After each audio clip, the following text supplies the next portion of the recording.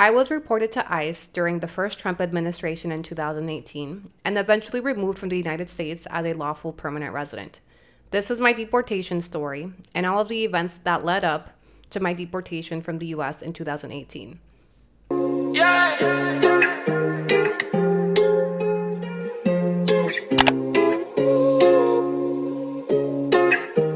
Juvey on the beat, wait.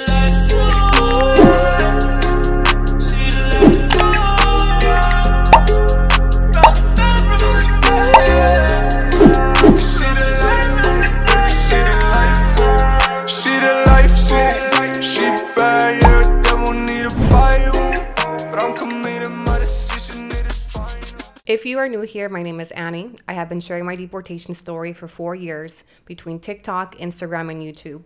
And although I've created several videos on my YouTube channel that share bits and pieces of the story, down to why I was arrested by ICE, when I was arrested, why I was deported, my criminal convictions, my green card, I've never made a full series or an in-depth video explaining everything in detail together.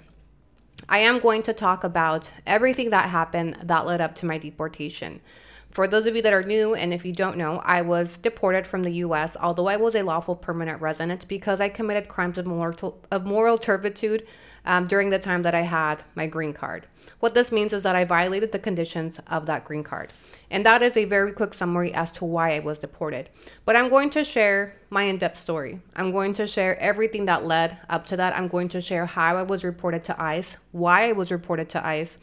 And I feel like this is relevant and very relatable with everything that's going on in the US right now. We're seeing a lot of things about ICE and how they're raiding schools, churches, or doing these large immigration sweeps.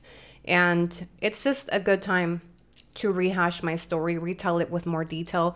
And like I said, although I have videos on this channel, they were made like 2-3 years ago when my editing sucked. And so I wanted to just narrate everything in chronological order with receipts.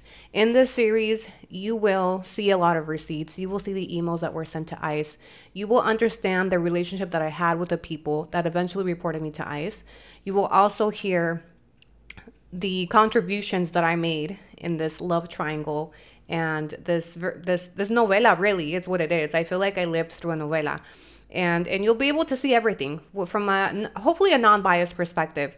And this story has been told many times in bits and pieces on my social media platforms, and I think that the story I'm going to tell you today is going to be vastly different than how I would have told it maybe 3 or 4 years ago when I first got on my platforms. Let's get into it. I need to give you guys some backstory to my immigration status, to when I got to the US, and my criminal convictions, because those are what eventually led to my deportation, despite the interference from third parties later on. So number one, I was taken to the US when I was about 4 or 5 by my mother. She migrated to the US. We eventually settled in Utah, and she eventually adjusted our status. We entered with a visitor visa, like many people did back in the 90s, and we overstayed. Eventually, we adjusted to lawful permanent residence, and I received my residence when I was 13 or 14. Don't quote me, but I'll include a picture here, which includes the year. So I was underage when I received my residency, and I didn't have any knowledge of what it meant. I didn't understand immigration status. I didn't understand that I wasn't American or that I wasn't from there because I was so young. To me, the US was home. I started school when I was in first grade. I learned English and ESL classes, so I adapted to American culture very quickly. And, so when I received my residency, I was a teenager. It's worth mentioning that I spent the majority of my teenage years in the custody of the state of Utah. And I've been teeter-tottering between making this series my life story series or making this series just a segment about my deportation. You guys do know that I'm also working on writing a book behind the scenes, and a part of me wanted to use this series as a way to lay out my history and then take some of this and incorporate it into my book. So I do have to start from the beginning. This is going to be a long story. I'm going to piece it together in episodes. In episode 1, I'm going to focus on my history, telling you guys where I come from, how it is that I ended up in the US, my immigration status, and all of that. So I was born in Mexico, obviously. I was born in Mexico, and I was born to two very hardworking parents. My dad was a chemical engineer, my mom was a homemaker, and together they had 4 kids. I was number 4. In the early 90s, our town got hit with a pretty heavy earthquake, and it really rocked the stability or financial stability that our town had. And so it pushed my dad to migrate to the US. He did cross, the old school way, the unlawful way. And back in the day, I believe it was a lot easier, but he did cross through the desert. And my mom stayed behind with me and my sisters. My mom was a very in the box type of person, so she was not going to be the type to risk us crossing through the desert. So she saved up for months, and she went to get us our visitor visas in Mexico City, or I think Guadalajara at the time, don't quote me. And with visitor visas, she was able to cross us into the US. We started our journey in California, where the majority of my mom's family is, and eventually we migrated over to Utah, where my dad had settled. So I spent the majority of my life in Utah with my mom and my dad and my sisters. My parents divorced around the age of 10, and that's kind of when everything changed, and you start to see me spiral as a child.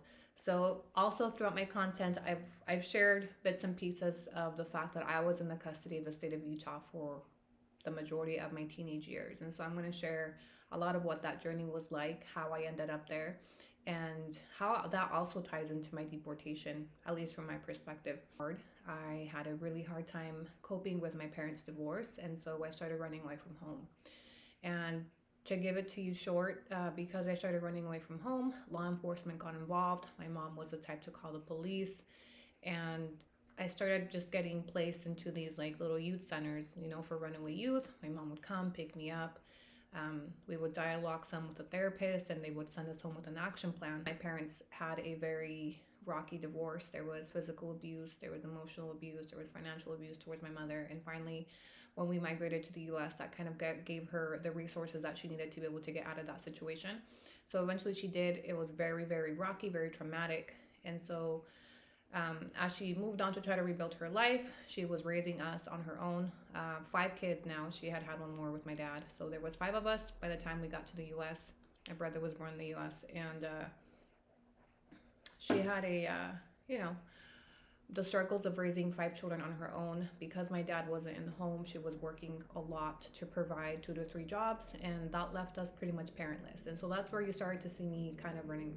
That's when I started running away, taking off. My emotional needs, I believe, were not met at home. And so I was running away in search of those, now that I look back as an adult. So anyway, the state law enforcement jumped in, and they would try to help provide resources when they would take me to these, it was called the Christmas box house or something like that in Salt Lake. And they would provide counseling, and they would send me home with my mom with an action plan.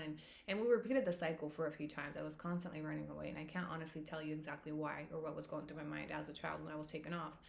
Anyway, what really did me in, and this is how I ended up in the custody of the state of Utah at the age of 13. This is when I caught my first felony at the age of 14.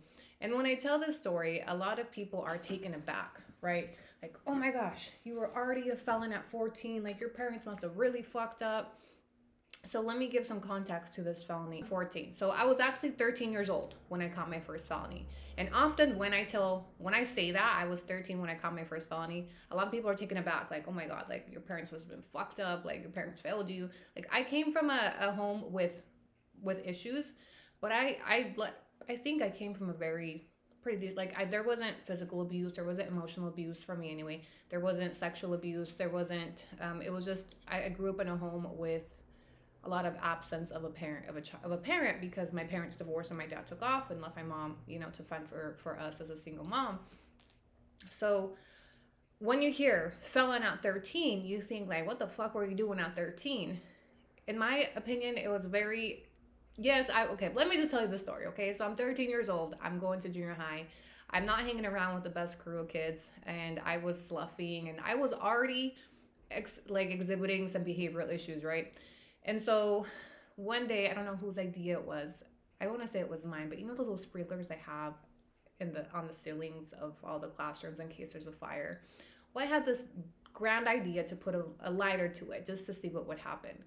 And I did not think this through. Okay, so one day after lunch, me and my group of girlfriends would go into the bathroom. I climb on the sink and I put the lighter to the sprinkler. And well, I had no idea how this was going to go down, but one lighter, I remember it wasn't going off, and I was like, this is so weird. And I saw a little thermometer, right? And as soon as I pulled away, they all went off, including the ones in the hallway, including the ones in the classrooms. Like, I think they were connected in a wing. I don't know. But the fire alarms go off. The girls are all screaming. We jump out. We run out of the bathroom, and the fire alarms are going off in the school. The entire school is being evacuated. Sprinklers have gone off in the hallways as well. And it was this big thing, right? To me, it was just like a little prank. Well, we got caught, right? The cameras caught us. They took us into the principal's office. There was no denying that I was a culprit, because when the sprinkler had gone off, a lot of black stuff. It had like, it shot out like almost ink-like stuff. I don't know if it was just dirty water, but I was like tainted with just black stuff all over. And so it wasn't hard for them to find the culprit, and also my friends snitched on me. So I was taken to Juvey that day. It was my first time being arrested. I was handcuffed. I was put in the back of a police car. And I remember on my way there, I was so scared, bitch. I was like, and I remember asking the police officer, he was very young. He was playing the song Jaquan Tipsy. It was back when it was like, you know, the hot song. I asked him, I was like, do you think I'm going to get out soon? And he was like, yeah, they'll probably let you out tomorrow. Bitch, they didn't let me out tomorrow, okay? That was the beginning of my journey into the custody of the state of Utah. So when that happened, I was charged with a felony for, let me look at my record so that I'm telling the story correctly. A third-degree destruction of property felony. Because when the sprinklers went off, I guess they damaged stuff. I don't know the entire extent of the damage. I just know that because of what I did, there was damage to the school. So I was charged with a felony. And because I was charged with a felony, I was placed in the custody of Juvenile Justice Services. So I was now a warden of the state. That is what caused me to be removed from the custody of my mother. Now, I was already exhibiting like behavioral issues prior to this, where I would take off every now and then, you know, and eventually my mom would bring me home. And I don't think anything like crazy wild, like I wasn't using substances. I was just kind of exhibiting defiance in a way, right? I was rebelling to like my mom remarrying and stuff. But in my opinion, nothing that would warrant me being removed from her care. At least because it was such a shock to go from, I'm now in Juvey, in jail, in a cell. I'm taken from my mom, I'm taken from my sisters, and I never got out. I never got out. I never got out until I aged out of the juvenile justice system at the age of 18. So from the age of 13 until I was 18 years old, and I did a lot more things, okay? But this is the beginning. This is what placed me in the custody of the state of Utah.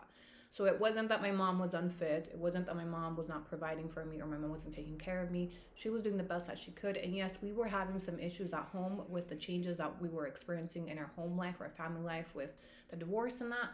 But it was not your typical, like when you think of children being removed from their parents, you think of abuse, you think of neglect, you think of a lot of, right? But it also happens in the case of stuff like this. And I had no idea what a felony was at 13. I had no idea that to me, when I thought about the sprinkler, it was just a prank. I thought it would be a fun way to get everybody out of class. When I look back on that, it was something very innocent. It was not meant with the intention to cause harm. It really was just kids being kids.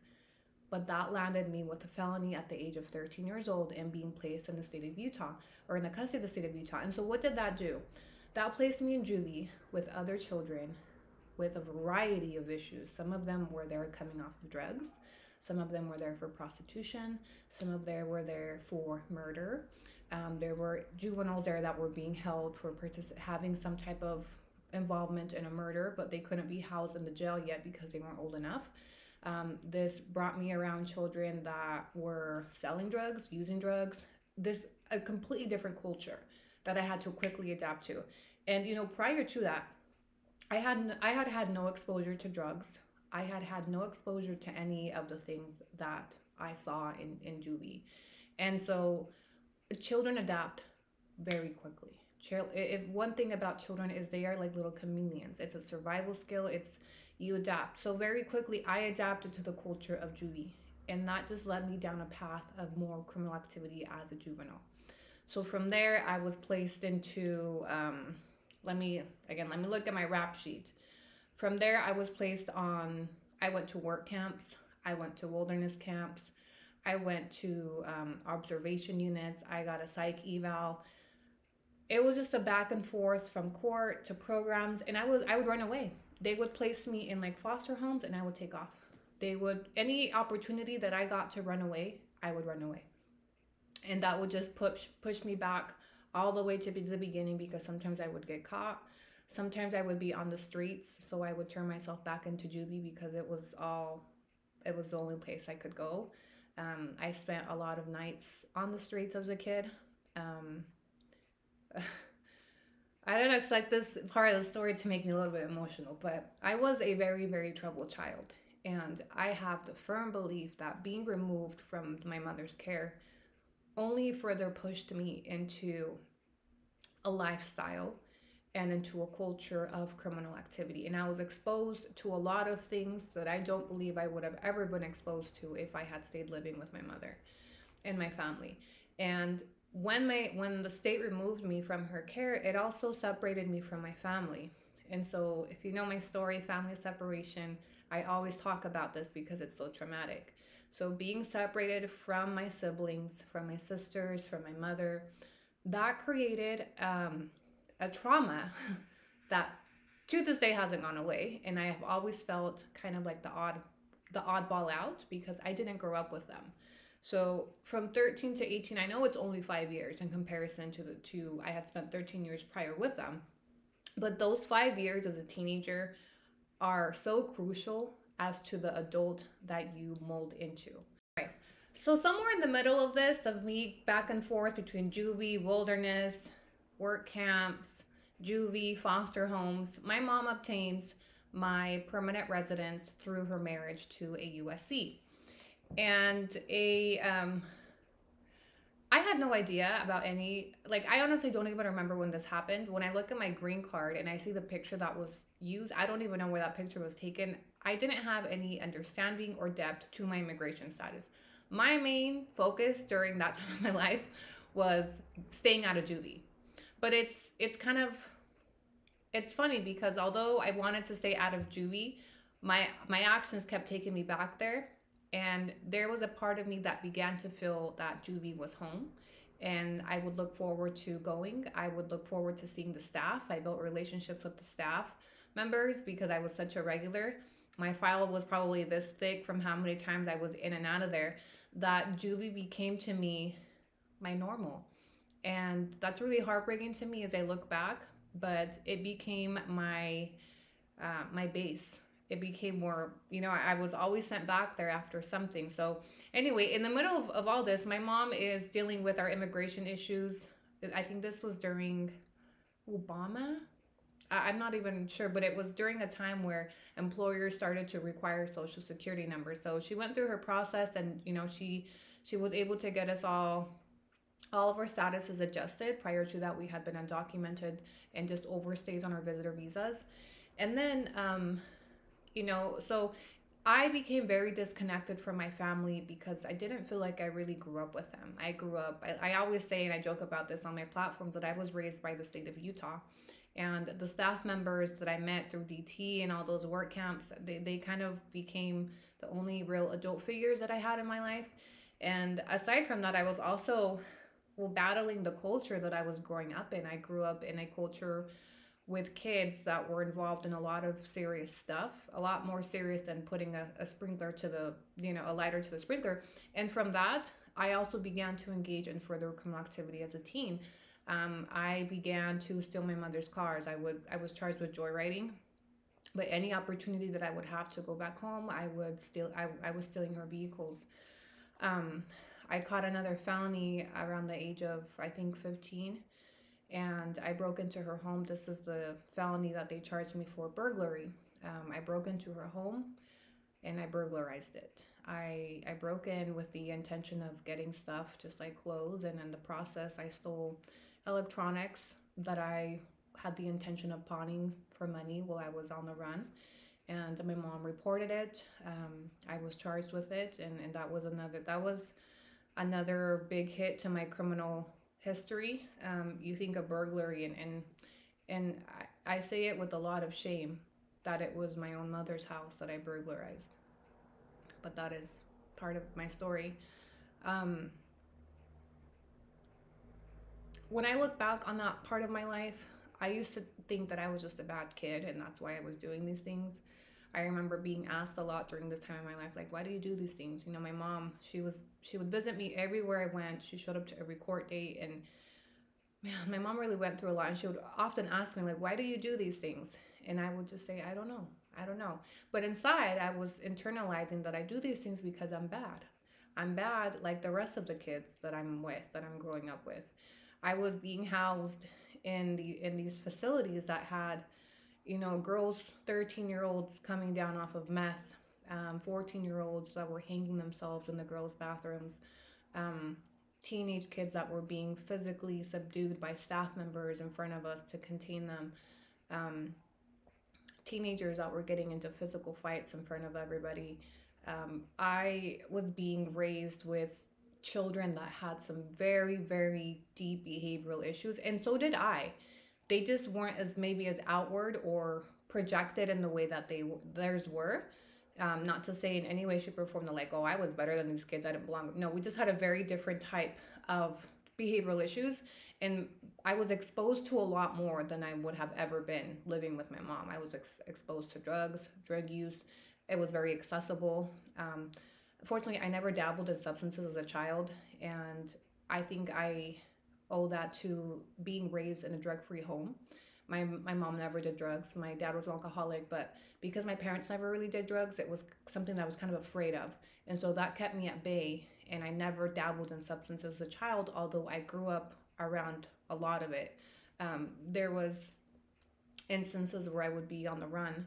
I had run away from a foster home or a program, and I was on the streets, and we would end up in crack houses. We would end up with adults that were doing substances, meth. I mean, I look back and I honestly don't know how I made it out of some of those situations without being victimized, or I don't know. I was a child, and it honestly like petrifies me when I think back to the things that I exposed myself to when I would take off from the programs or from my mom's house. And in the process of that, I met a lot of kids. One of the kids that I met during this time in my life ended up my co-defendant in one of my adult cases, and I'll get into that later. The turning point for me was when I was 16 years old. I was sent, by this time I had been through almost any program Utah had to offer. They sent me to Wilderness in Colorado. They sent me to all the work camps in the state of Utah. They had sent me to every program available in Utah for a child like me that didn't have like substance abuse issues.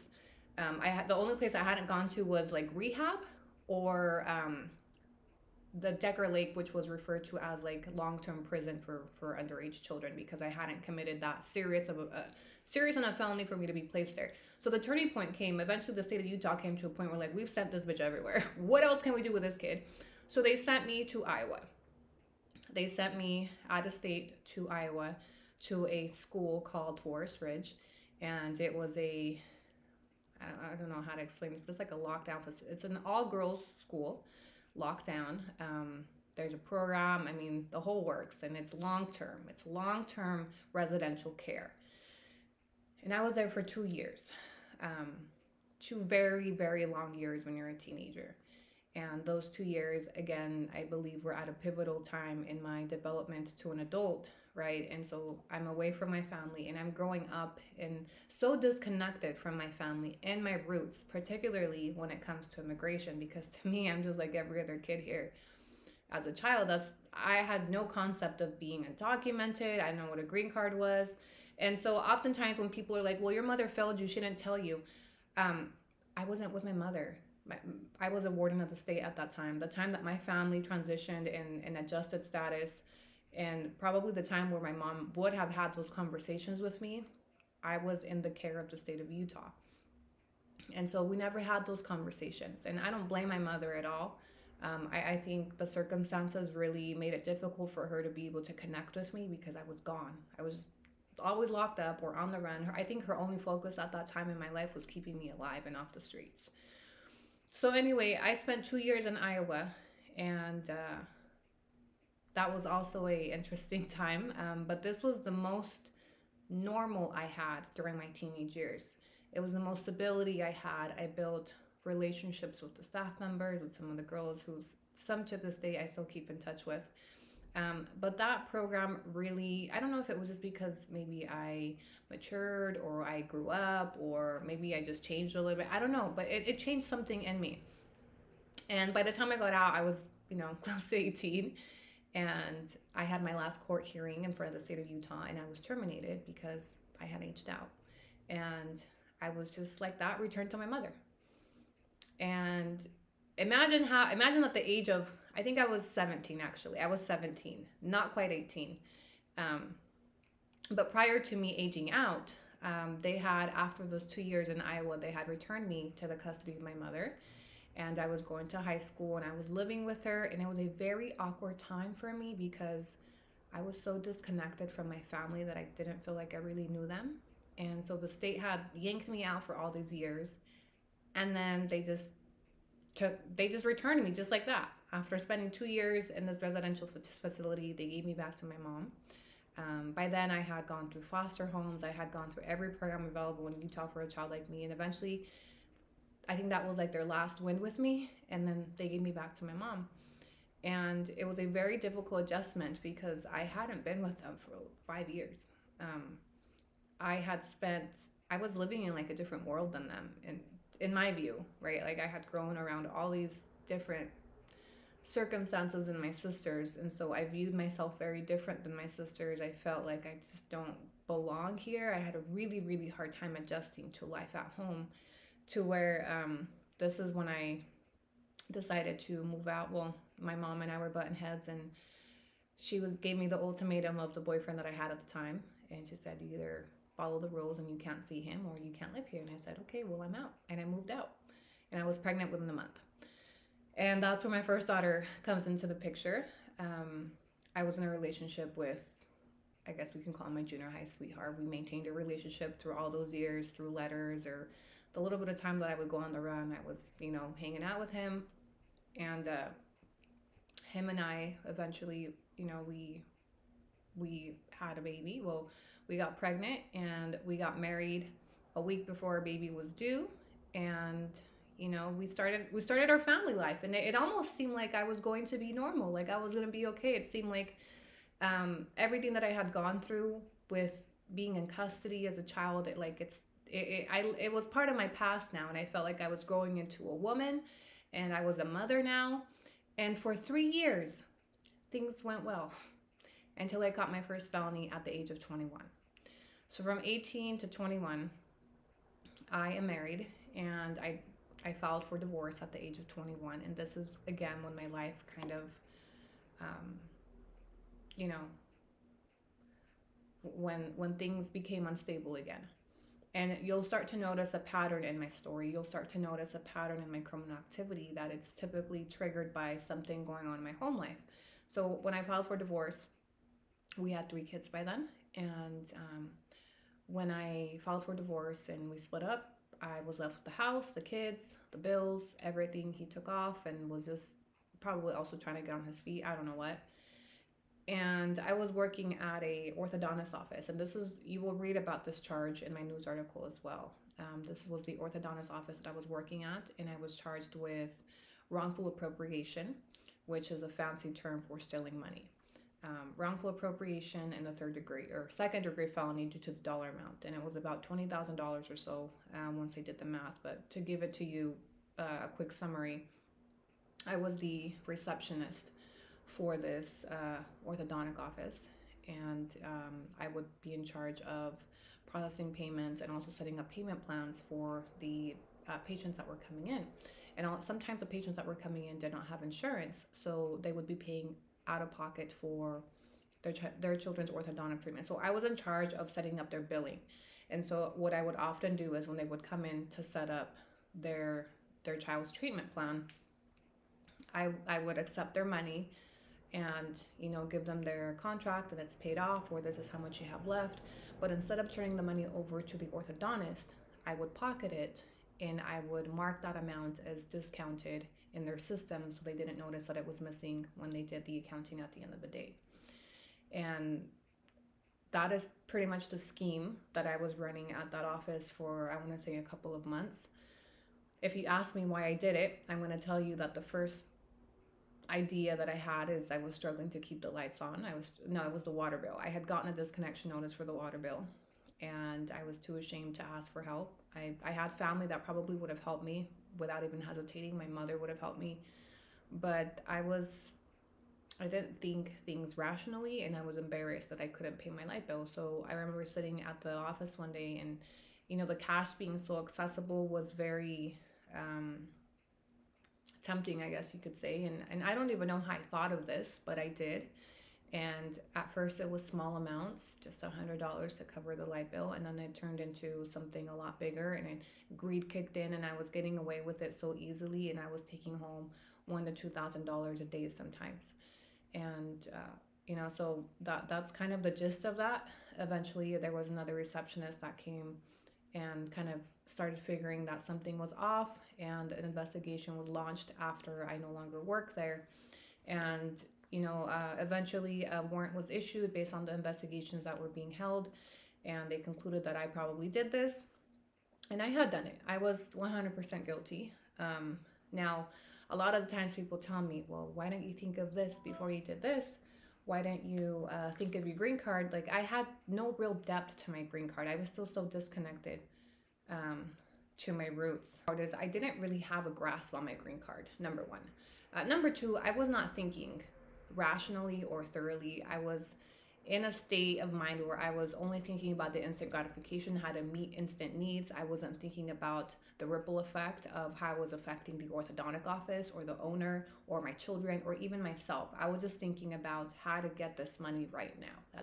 That's it, right? So eventually when I was charged, and I was never arrested for this. They filed their charges. I found out. I went to court and we started going through the proceedings.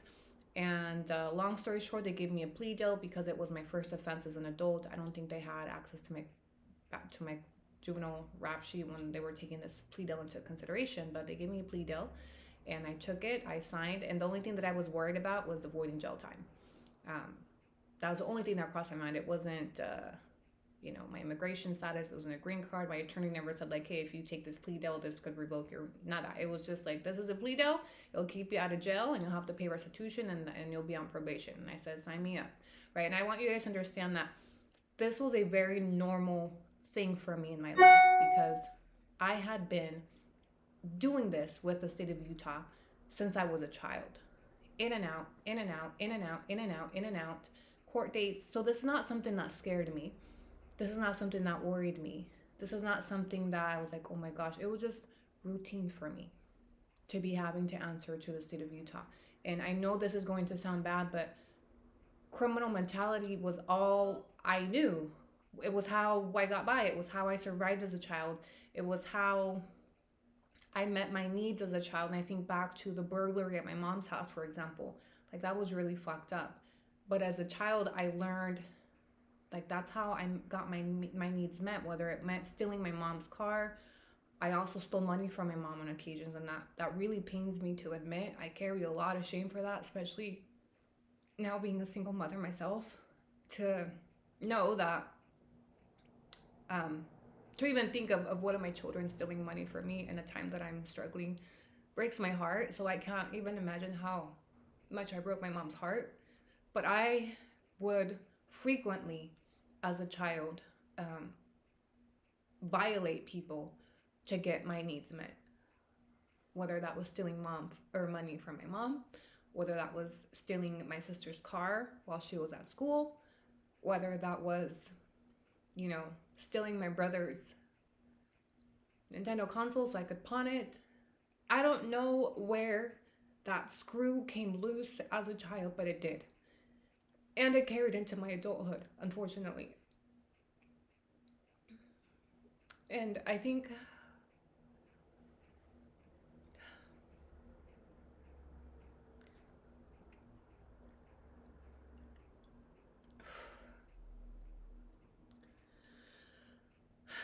So as I'm looking back on my history and recounting this story, I start to see a pattern of the way that I would take and take and take from whoever to just meet my needs, whatever those needs were.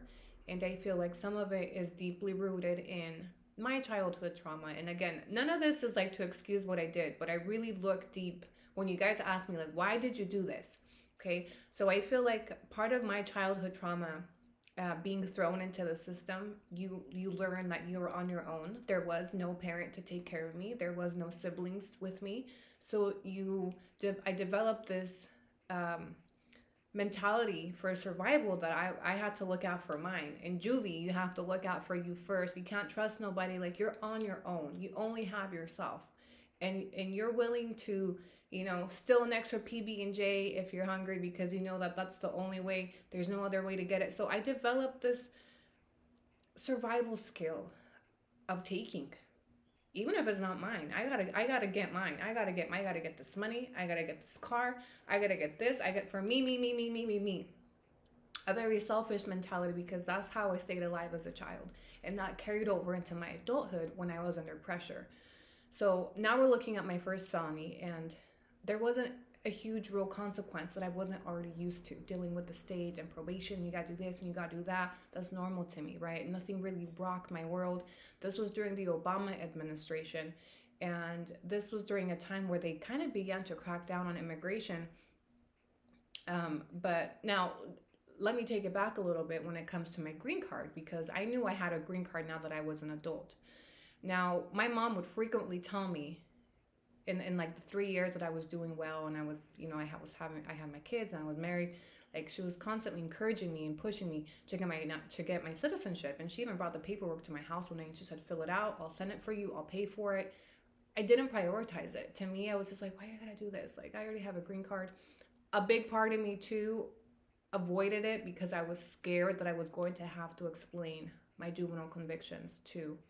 I knew that they would come up and I would have to explain them, and I was ashamed. I was embarrassed. And so I just put it off, and I kept putting it off until it was too late.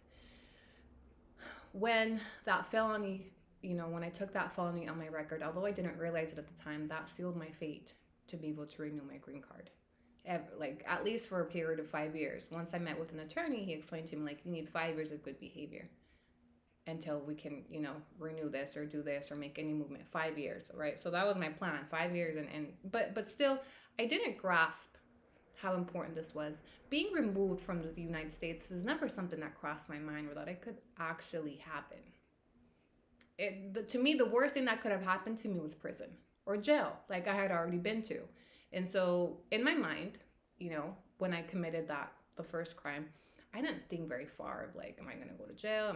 No, it was just like, we'll go to court, whatever, business as usual type of thing. I get that question a lot on my platforms as I'm telling my story. Why didn't you apply for citizenship? Well, number one, I didn't understand the importance of it until it was too late, okay?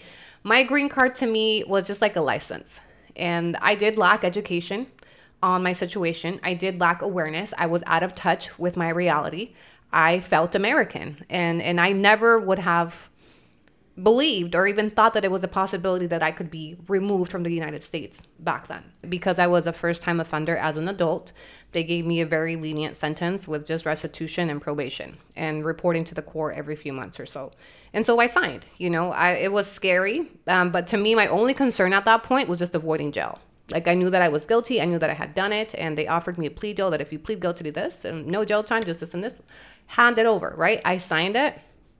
And this was during the Obama administration. This was in 2012 is when I received these charges and when I pled guilty. So I think this was during Obama. But I had no knowledge that this could potentially affect my status. So I pled guilty, I was placed on probation, and life went on.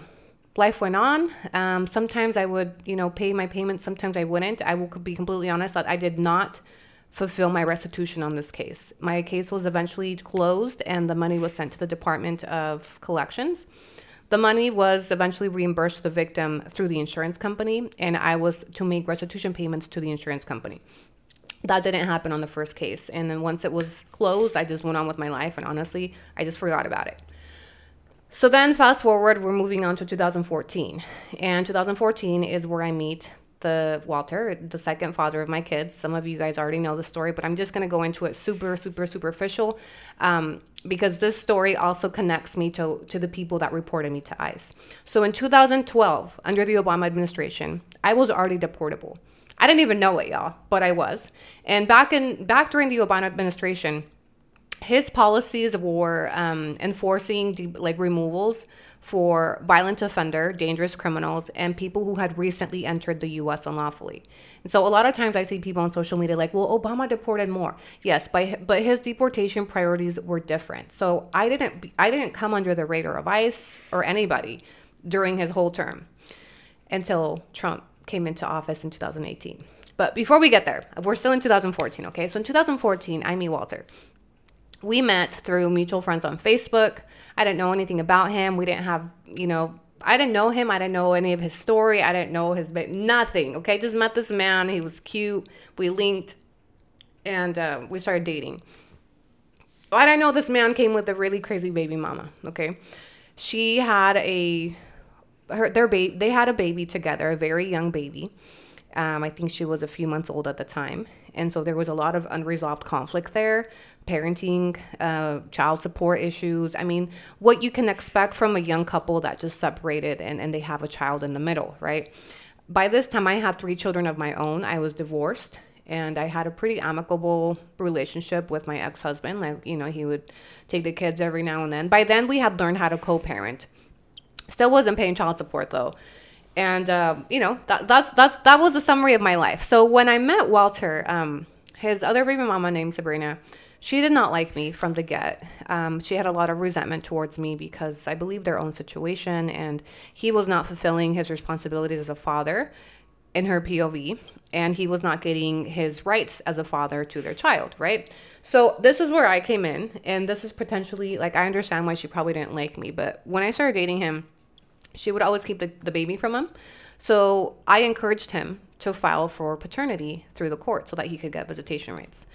And up until then, he wasn't on the birth certificate of their child. And so he would only see the baby whenever she said. And once I came into the picture, it turned into your typical pissed off baby mama that the baby daddy's dating somebody new.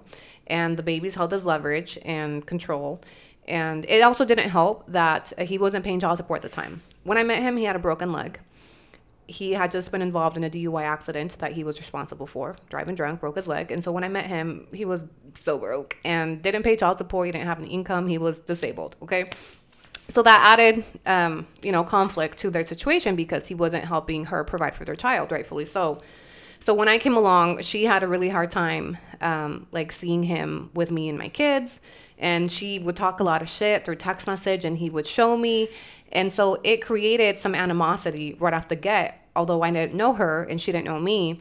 And, this ancient man was in the middle. And so we dated, and there was just a lot of drama back and forth. So when eventually I said, you know what, you should take her to court so that you get rights to your child. You'll be ordered to pay child support, and then you'll have rights to see her, not just on her terms, right? So I encouraged him. I helped him file it, and I served her with it. And this was the beginning of a war between her and I, because I will admit that was probably a petty move on our behalf. But by then, I had resentment towards her because she had made a lot of comments about my kids. She had made comments about me. She had talked a bunch of shit.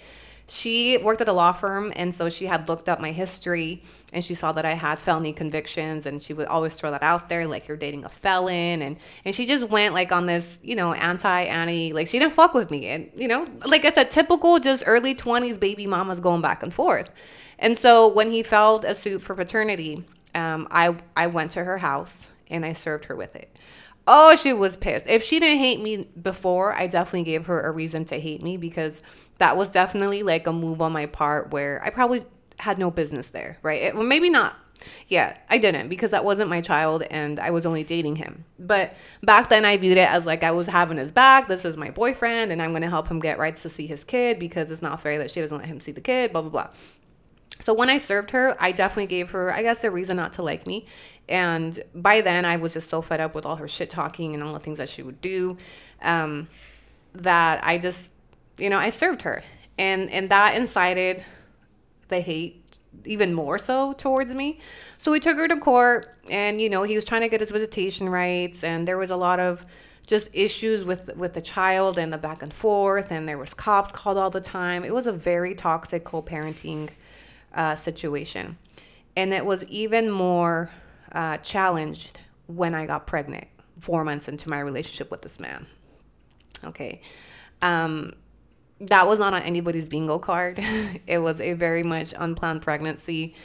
I was on the birth control pill, but it missed. It didn't do what I was supposed to do. So I ended up pregnant within 4 months. Now, mind you, they had they had a very young baby still. I think she was like a year old when I got pregnant. So there was still, like I said, a lot of unresolved feelings and conflict. And so when I got pregnant, she wasn't happy about that. And, I didn't know that there was still unresolved feelings between them at the time as well. Because to me, it would appear like he hated her, right? He would talk all this shit, and she does this to me. She's fucking crazy, and she'll let me see my kid, and blah, blah, blah. So I also saw her as the villain. And, but I did not know that he was cheating on me with her during my pregnancy. So this was the beginning of this love triangle. Okay. It was a love triangle. And this love triangle, if you've ever been a pregnant woman that's cheated on, it just hits different. So I'm with him during my pregnancy, right? And I think things are going fine. We're living together, and I have 3 kids, and he would bring his over every now and then when things were, going on when she would allow us to, or when the courts finally gave us, paperwork to bring his baby over. So we were in this blended family, and I thought that things were going well. And there was still drama back and forth during my pregnancy, nothing out of the norm. I had grown accustomed to it. By now, I was spending time with his family, and so I was the new baby mama, right? And she hated me. She hated me. We later talked about this, and she did admit to me that she felt intimidated by me because I had my shit together in her view. When he met me, I was living on my own. I was an independent young mother, but I held my own. I didn't live with my parents. And in contrast to her situation at the time, he had just left her with a baby. She was living with her parents. She didn't have a stable job, didn't have a car. So she admitted to me later on that she viewed me, she was intimidated, and she felt a type of way about me when I came into the picture with her baby dad. So fast forward to almost out of my pregnancy. We did maternity pictures. We did family pictures. He was eventually granted rights to the child, and I'm not going to go into detail of their custody case. It was very turbulent. There was a lot of altercations. There was a lot of police involved, constantly cops being sent to my house because he lived with me to pick up the kid or take away the kid. Or one time they were going to arrest my baby, or they were going to arrest Walter because he had taken the kid, and she had filed some shit to say it was kidnapping because he didn't have rights to her. It was the messiest of the messiest. Okay. And back then, I used to totally blame her and say she's just fucking crazy, right? And he's like, yeah, I told you she was fucking crazy. But it was too late. It was too late for me because I was already pregnant with this baby as well. And between him and I, things were going good, or so I thought. Like I said, I didn't know that they still had unresolved feelings. And unbeknownst to me, towards the end of my pregnancy, they were sleeping together and seeing each other. And one of the first indications of this was she let me know through Twitter. On Twitter, she posted that on the night of my anniversary with him, where I was very pregnant, he was with her. So New Year's used to be our anniversary, or was. And on New Year's that year, she had lured him to her house to come say New Year's to their baby, or to come say Happy New Year's to their baby. And they had hooked up, I guess. So she posts this tweet. And this was back when we were going back and forth on Twitter too. It was super messy back then. Glad I deleted that account. But she posted this on Twitter that, haha, if you knew your man was with me on your anniversary. And at first I was like, no, he wasn't. I just thought she was talking shit. I did not believe that he would be capable of doing that to me. I had been super loyal to him. I had supported him through all his custody proceedings. I had helped him with his attorney bills. I was so down for this man. But I did not believe that he was capable of doing this to me. So I thought she was just talking shit to get under my skin, right? Well, eventually it comes out that she had a lot of blackmail against him because he had been cheating on me with her. And it came out a few days after my baby was born. So I had just given birth to our son. His name is Axel, and I was postpartum. Literally, he was just days old. And I don't entirely remember how it came about, but I think I was going through his phone or something, and I saw a text message where she was like, if you don't want me to tell her this and that, you better come take the kid, or some shit like that. Like, she was threatening him with it. And so eventually I was like, wait, what?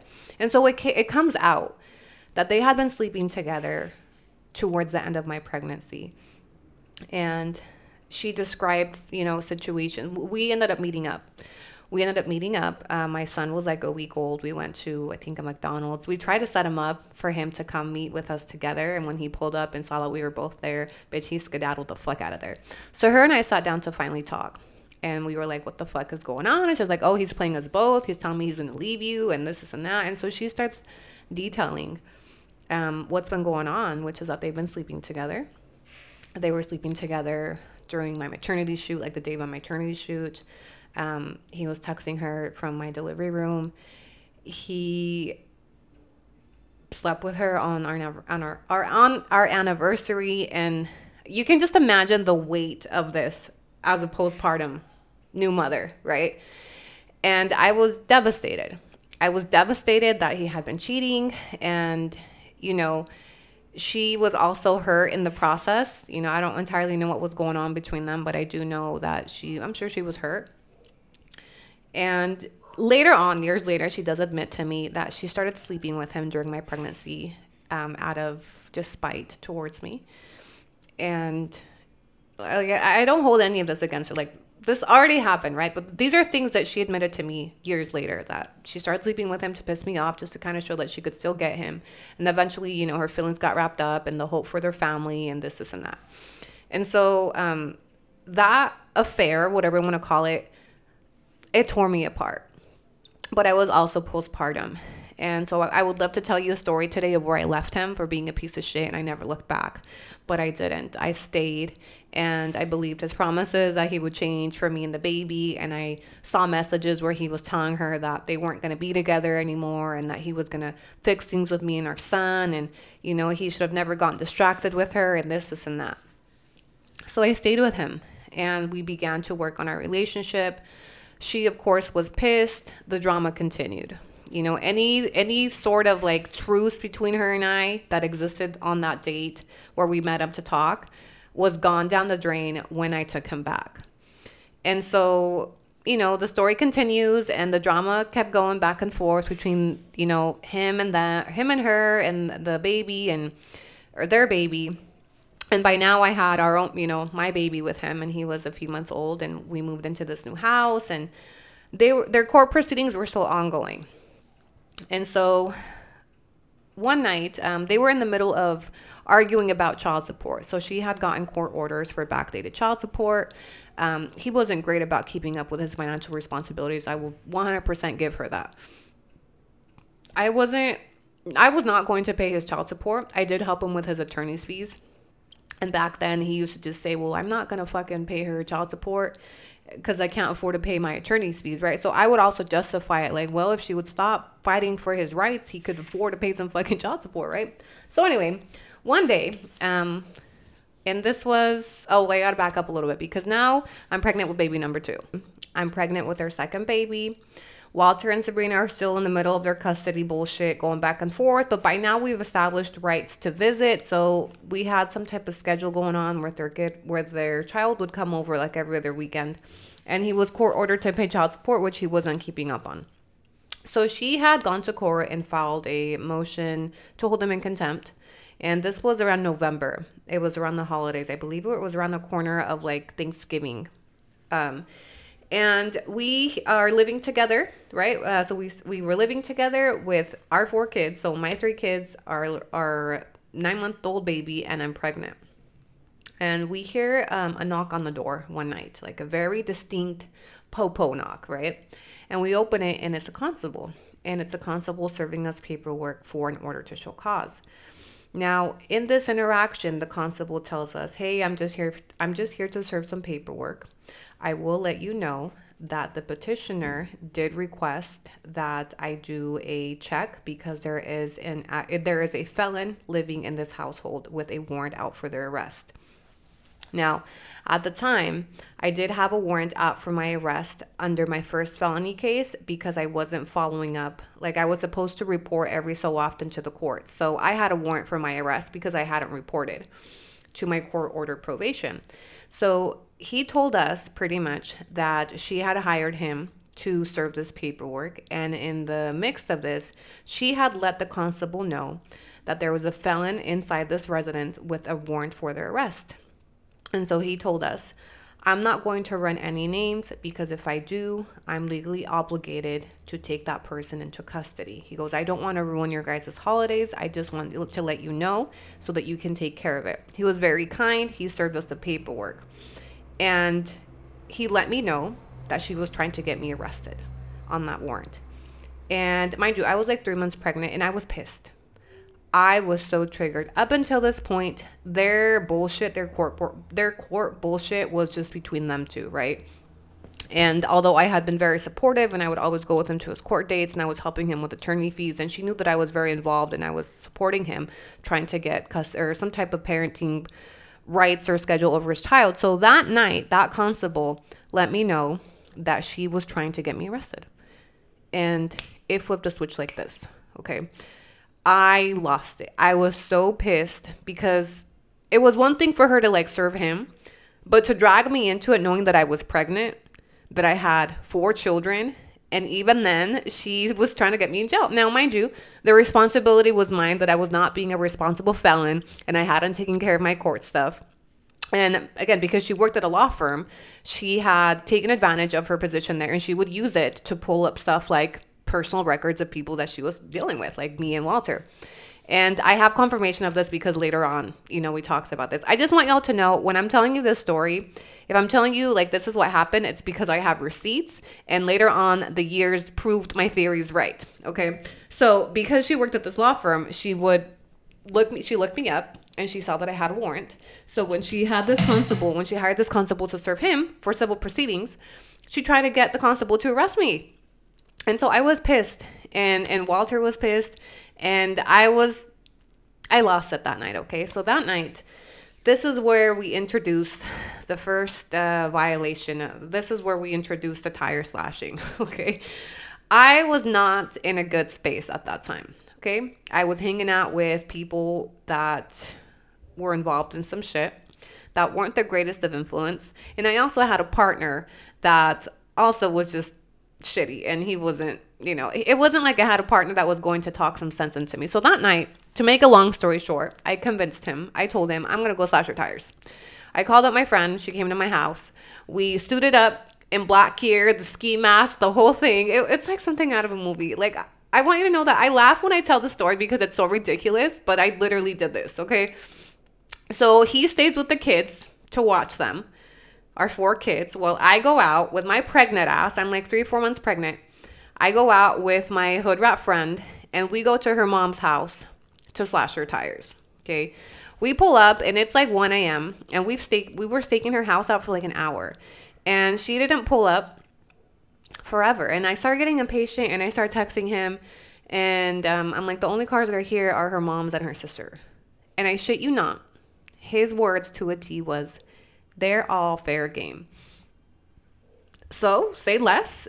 We got out of the car and we slashed her mom's car tire and we slashed the sister's car tire. Okay. And we went home. We didn't know at the time that baby mama had moved and she hadn't told Walter, very smart move to conceal her address from us. And so we slashed her tires, and the next morning she starts texting him like, it better have not have been you. And she did suspect, but she couldn't prove it. And that was me getting my lick back, right? I was so pissed off. And I was upset because I wanted her to know that it was me, but not be able to prove it. So when she texted him the next morning talking about it should have been you, or it better not have been you. And then she mentioned some neighbors, that they were having issues with her neighbors, so that it could possibly have been her neighbors. And I was like, oh, you got me fucked up if you're going to give the credit to the neighbors. So it wasn't enough for me. And the next day, my friend and I stalked her at her job, at the law firm that she worked in. I went to her job, And I pulled up it was like 5 or 6, a little bit before she got off work, because I wanted to see her reaction to her coming out to getting her tires slashed. Anyway, we pull up and she's taking forever. No. We pull up and I tell my friend is the one that does the tire slashing. I point out her vehicle and I wait in the car and my friend gets out and she's like skedaddling between the cars and she goes to slash the tires, right? And then she hurries and she gets back in the car. And mind you, it's broad daylight. I realized this dumbass slashed the wrong tires. She slashed a customer's tires. When she pointed out the car, she ended up slashing the tires right next to baby mama's car, not baby mama. So I was like, oh my God, you gotta be fucking kidding me. This bitch must have like the tire slashing gods on her side. Like, why can I hit her fucking tires? Right? So it's broad daylight. We didn't want to risk like trying to go back to her car.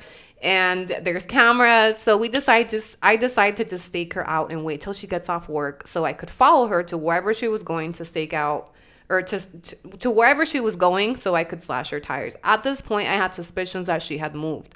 So I wanted to know where she lived. And you guys, I want you to understand that I acknowledge that I stalked this woman, okay? I waited for her to get off work. I followed behind her. I literally was right behind her. She didn't realize it, which I thought was crazy because I know she knew what I drove. I was right behind her. And I followed her all the way to her mom's car. I watched her load up her kids and then drive to this new apartment that she had moved into with her boyfriend. And then we decided we're going to hit her car, right? So we waited for her to get inside her apartment. She took her kids, and it was a snowy day in November. And that's when we got out and we slashed 3 tires. She used to drive like a little blue Honda. I slashed 3 tires, and I knew at this point, like, she has to know it was me at this point. There's no way everyone's tires are getting slashed around you, your mama, your sister, the client, and now yours. Like, I wanted her to know that it was me that had done it, but not be able to prove it. So once her tires get slashed, she goes ham. She knows it was me. It was like this huge thing. She calls the police. She reports it. The police call me, but I'm like, no face, no case. I don't know what you're talking about. I wasn't even there, right? But obviously, we all knew it was me on the back end. Baby daddy, my friend. And at the time, me and him were still together, so he was covering for me. He played stupid to her. He's like, I don't know what you're talking about. And that kind of bothered me a little bit. When he did that is when I realized, like, he ain't about that life. Like, he's just such a pussy. Like, he knows what happened. He literally gave me the green light to do the mama's car, right? And so we slashed her. We slashed her tires, okay? I say I did the dirty work, but he was very much a part of it. My friend was a part of it. Anyway, she files a police report with the South Jordan, I believe, police department. And well, the case goes cold, right? Because there was no evidence that I had been the one to do it. There was no evidence at the house, her mom's house, and there was no evidence at the employer's office. And they were all managed by different police departments. And I knew this. So I also was abusing the fact that I knew that these police departments were not going to connect with each other over like serial tire slashing, if you will. So then that happened, and that was kind of when war erupted, okay? That was when we were like, it's war now, right? I was pissed at her for trying to get me thrown in jail while I was pregnant. I went and I slashed everybody's tires, and I knew that she knew that it was me. And so now it gets even better. So and this might be a good time to pause. So this was in November of 2016 when I slashed her tires. In December of 2016, baby daddy and I had a lot of drama. I don't want to say because of her, but there was a lot of drama in our relationship due to the relationship with her, the cheating, the drama with the kid going back and forth, the court stuff. So there was a lot of drama, right? And I'm also now pregnant, so there was just a lot going on. In December of 2016, him and I get into a fight. He's drunk. He punches the wall. We had a family portrait hanging on the wall. He punched it and broke it, and then he took off drunk, right? So I called the police. Just wanted to make sure he didn't come back. The police came, took a report. We end up getting back together a couple weeks later, and we go to California with all the kids. We go to Disneyland, and we take her kid with us. He didn't tell her he was taking the kid, and he took her out of state lines, which was a big no-no in an open custody case. He didn't ask for permission, and I believe it infringed on like her parent time. So anyway, we took off to Disneyland for the holidays with our kids, her kid included. 2 days after being there, we are staying like at a little hotel in Anaheim with all the kids, and we get a knock on the hotel door at 2 in the fucking morning, bitch, and it's the police. It's the Anaheim Police Department there to pick up her child. They have a warrant, and they had a temporary restraining order issued by the state of Utah. And if we didn't return the child, we would be arrested, right? So we had to hand off his child in the middle of the night. It was so crazy, so traumatic for all the kids involved. And I don't know how the fuck she found us, but she found us all the way in California, down to the hotel that we were staying at. I later found out, I think she was tipped off by mutual friends that, you know, were on my social media. I had posted, you know, pictures of like the outside of the hotel. So it wouldn't, now looking back, it probably wasn't very hard to find us because I was very active on social media. So anyway, she comes and she takes off with her kid. And, you know, we finish our vacation, whatever. On our way home from California, he's driving the car and we get a call. He gets a call from the detective asking him about the incident that happened at our house a couple weeks ago that I had called the cops. And unbeknownst to me, the state of Utah picked up the case and they charged him with domestic violence in the presence of a child. Although I had no knowledge of it. I had called the police that night just to make sure he didn't come back. But because in the state of Utah, when there is anything broken, like it classifies as domestic violence. Our son was there when the police came, and he was there when he hit the picture frame. So the state of Utah charges him with it, and I didn't know about it. And so this caused a lot of issues between him and I. He was like, "What the fuck?" We get into a big fight. He takes off, and I'm like scrambling because I don't know, like. I didn't want them to charge him. I was with him. I had gotten back with him. And it just kind of threw everything into a mess, right? So then, this is where it gets interesting. This is where the juicy shit starts happening. So he takes off. We're in the middle of a fight. And Twitter was a huge tool in the middle of this love triangle. She was always posting on Twitter. I was also sneak dissing her on Twitter all the time. Twitter is where we were going back and forth. So one night, shortly after we got into a fight, she posts that she's with him, you know, at their kids' like dance recital or some shit. And I'm triggered like quickly. I was so pissed that I assumed he was with her. I thought he was cheating again. Although we had gotten into a fight, like I was pregnant with our second kid. I didn't accept that we had broken up. I didn't realize we had broken up. And so I was super pissed that he went to hang out with her. Long story short, this is what started everything. I lost my shit. Okay, the idea of him cheating on me again with another pregnancy and everything just exasperated. All the shit, like I had just rode for him. I just slashed that bitch's tires for you. Oh, and me. And you got back with her. You're fucking with her. Like you're tolerating her. I was also very immature, right? They were at some type of gathering for their child. But prior to this, he wasn't fucking with her at all because of all the shit that she had been doing. So he was very messy. He was always going back and forth and triggering both of us, right, against each other. And so this is what ultimately broke the camel's back. And so this is where psychotic Annie comes into the play as well. And this is where I use the system to my advantage to fuck shit up.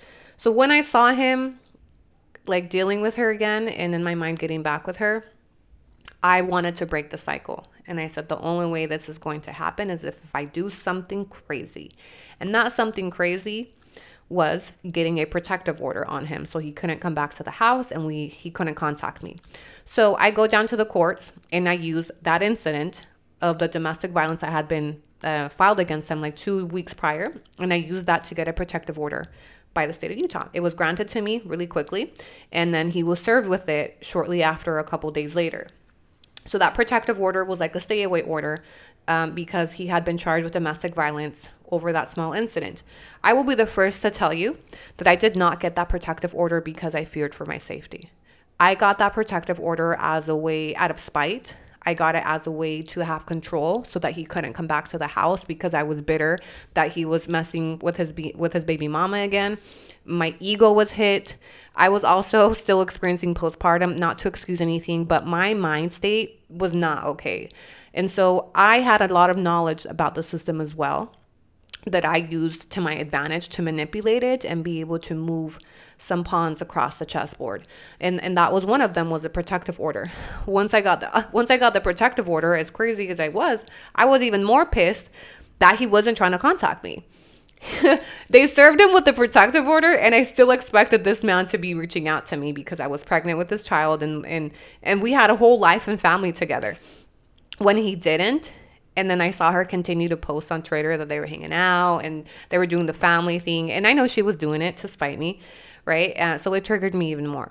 So one day I decided to concoct a scheme that he had violated the protective order. So what I did was I called the police, and I said that he was messaging me, calling me in a violation of the protective order. Well, they went to contact him, and he's like, I don't know what the fuck you're talking about. And they told him, like, if you violate or if you do this, like, it's a charge. And in the state of Utah, violations of protective orders are taken very seriously. If you text somebody, that is a violation, and you can and will be arrested. So I downloaded this app on my phone that spoofed his number. And I text myself as it was kind of like, I text myself from his number from the app. He hadn't actually texted me. I just texted to my phone from the app, and then I called the cops and I showed it to them. And I said, look, he's been messaging me. He hadn't been messaging me. He had left me the fuck alone. But I was pissed. I was bitter. And so the cops saw it and they said, okay, this is enough. They went and they arrested him. They arrested him although he hadn't violated the protective order. They arrested him although he hadn't done anything to me. At that time, he did have an open warrant for his DUI case because he also hadn't reported to probation. And I need to make it completely clear that when I did this, I knew he wasn't documented, and I knew that an ICE hold would be placed on him 100%.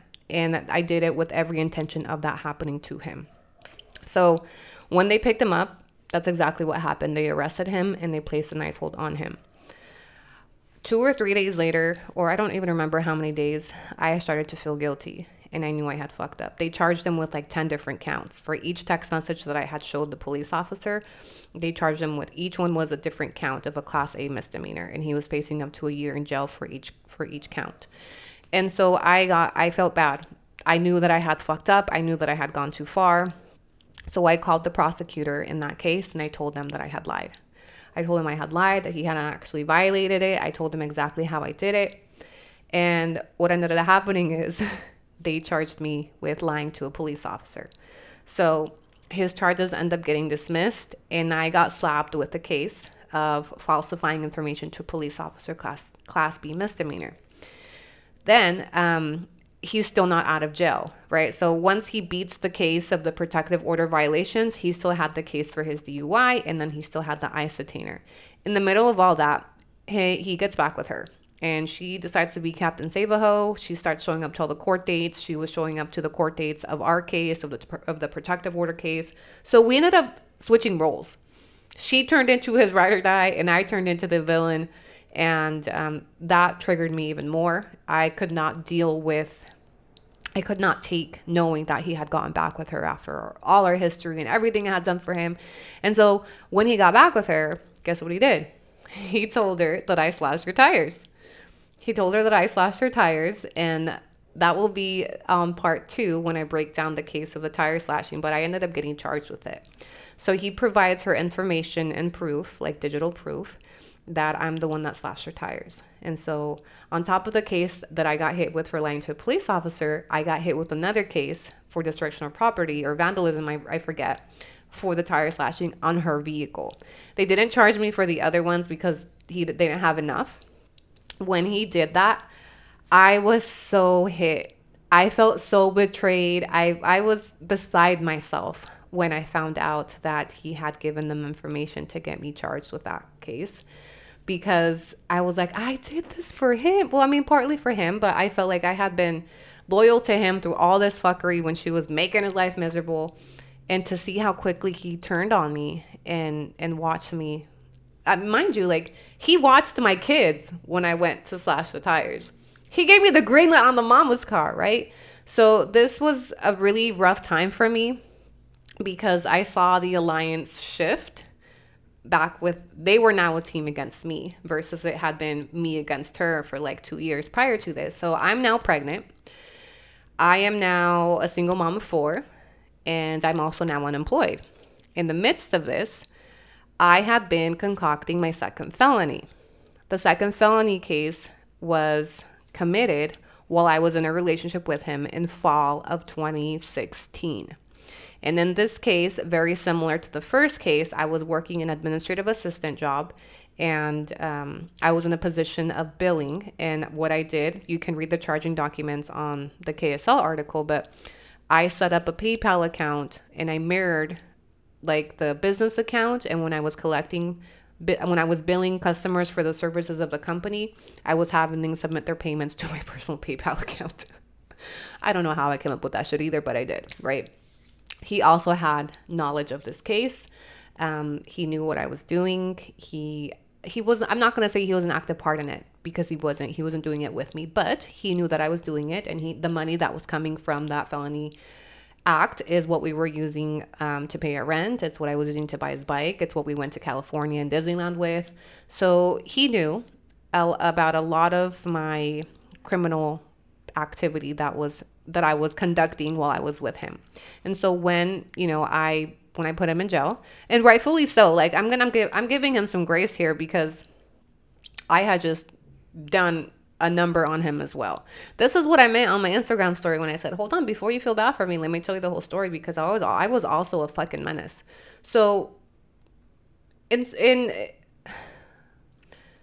so it is debatable on who started this entire war.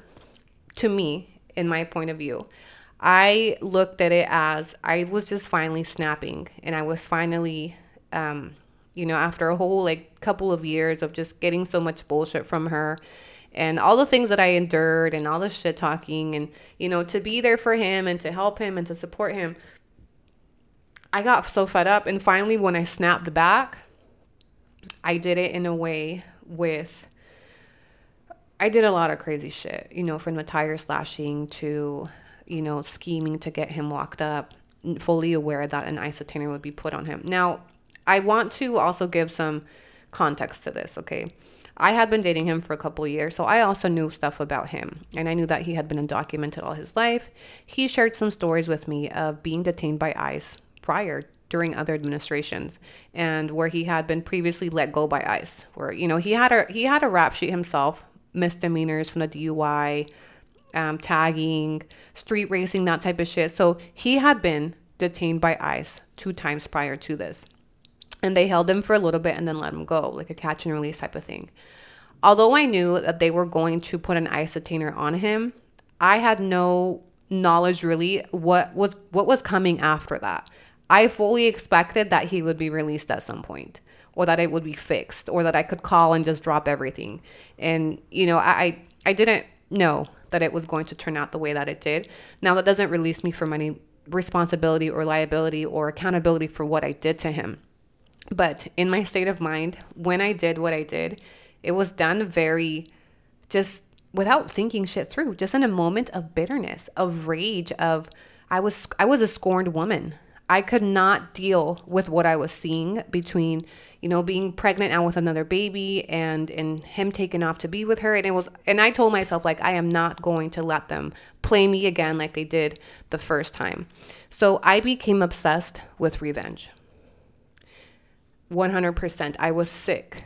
I was deranged. I was obsessed. I don't even know how my baby came out healthy, because during that entire pregnancy, man, I was sick. I was mentally not well, and I did become obsessed with getting revenge on both of them. I felt that I had been wronged to such a degree with both of my pregnancies. I felt like I had been played by both of them. A lot of stuff started to surface, that they had been hooking up while I was watching their child. There were instances during my first pregnancy where, she was bringing over their baby for their parent time on the weekend. And a lot of the times I was home with all the kids because I was pregnant, and he was out with his friends. And a lot of those occasions he would go and hook up with her. So details started to come out. And those details really, really drove me into this obsession for revenge. And I disconnected from reality. I was just so wounded. I was so wounded by what these two had done to me in my eyes, right? I felt like these people did this to me. They did this to me for all this time, that he used me, he abused me. She's been, you know, shitting on me for 2 years and I never fucking did nothing to her, that finally I just snapped. I snapped from the tire slashing to getting his ass in jail. It was very much like, if I can't have him, bitch, you can't either. And, you know, my mentality is like, think back to mid-20s. Mid-20s, when you're just petty and spiteful and completely selfish and self-absorbed, that nothing matters but you. And then throw some postpartum in there and a new pregnancy. My hormones were out of whack. Every time I look back to this part of my life, I'm just like, what the fuck were you thinking? Like, you were batshit crazy, you know? So we've reached the point where he's in jail with an ICE detainer, okay? And they're together and they're concocting stuff, and February of 2017 rolls around. Oh, I also skipped past my third felony, okay? So in the midst of this, late 2016, after I had committed my second felony, I was not caught for it yet. I hadn't been caught, and I had moved on to my third felony. Again, I was engaged in a pattern of just criminal activity back to back to back, from tire slashing, throwing his ass in jail, a third felony. It's almost like from November of maybe August-ish, or no, October-ish of 2016 to January of 2017, I was engaged in a back-to-back pattern of criminal activity. I did a lot of things during that time. Okay, I got caught for some of them. I didn't get caught for all of them. So in that time frame, I managed to get my last two felony cases. These are the two felony cases that are on this news article that did me in. So I got a job at a trucking company, and I've never gone into detail about this third. And I may save all these details for a separate video because there's so much to these stories as well. But